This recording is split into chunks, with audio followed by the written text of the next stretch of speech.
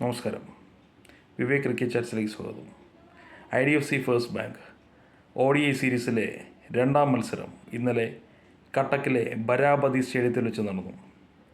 ഇന്നലത്തെ മത്സരത്തിൽ ടോസ് നേടിയ ഇംഗ്ലണ്ട് നായകൻ ജോസ് ബട്ട്ലർ ബാറ്റിംഗ് തിരഞ്ഞെടുക്കുകയായിരുന്നു.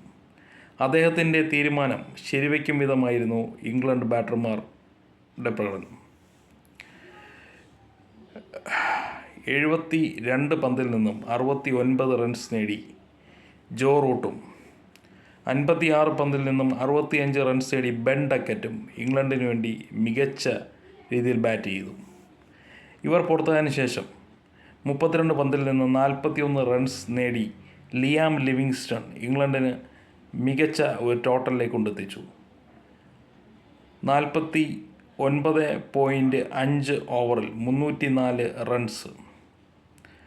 വളരെ മികച്ച ഒരു ടോട്ടലിനോട് പൊരുതാനിറങ്ങിയ ഇന്ത്യയുടെ ഫോം ഔട്ടായി ഉഴറിയിരുന്ന ഇന്ത്യൻ നായകൻ രോഹിത് ശർമ്മയുടെ അതിശക്തമായ ഒരു തിരിച്ചുവരവ് ഇന്നലെ കാണാൻ കഴിഞ്ഞു. 90 പന്തിൽ നിന്നും 119 റൺസ് അദ്ദേഹം ഇന്നലത്തെ മത്സരത്തിൽ കരസ്ഥമാക്കി.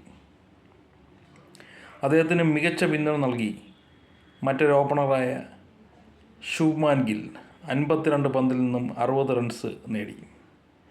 ശ്രേയസ് അയ്യരും മികച്ച രീതിയിൽ ബാറ്റ് ചെയ്തു. ഏതായാലും ഇന്നലത്തെ മത്സരത്തിലെ രോഹിത് ശർമ്മയുടെ പ്രകടനം എടുത്തു പറയേണ്ടതാണ്. കാരണം അദ്ദേഹത്തിൻ്റെ വിരമിക്കലിന് വേണ്ടി പറഞ്ഞുകൊണ്ടിരുന്ന ആൾക്കാർക്ക് തിരിച്ചടി നൽകുന്ന രീതിയിലുള്ള ഒരു പ്രകടനമാണ് അദ്ദേഹത്തിൻ്റെ ഭാഗത്തു നിന്നുണ്ടായത്. തീർച്ചയായും ചാമ്പ്യൻസ് ട്രോഫിയിലേക്ക്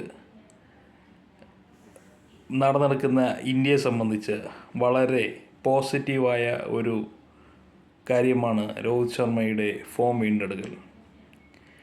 പക്ഷേ വിരാട് കോഹ്ലി, അദ്ദേഹത്തിനെ സംബന്ധിച്ച് അദ്ദേഹം ഇന്ത്യയുടെ ആദ്യ വിക്കറ്റ് വീണതിന് ശേഷം ക്രീസിലേക്ക് എത്തിയ വിരാട് കോഹ്ലി ഒരു ബൗണ്ടറിയോടുകൂടി തൻ്റെ ഇന്നിങ്സ് ആരംഭിച്ചുവെങ്കിലും ഒട്ടും താമസിയാതെ തന്നെ ഔട്ടായി എന്നാണ് പറയേണ്ടി വരുന്നത്.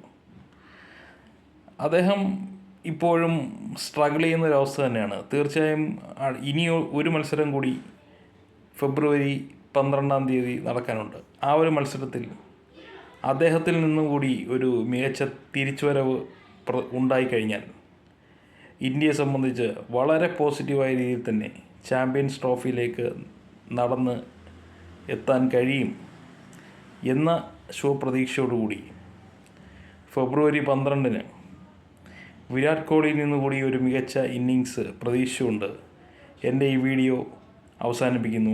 നന്ദി, നമസ്കാരം.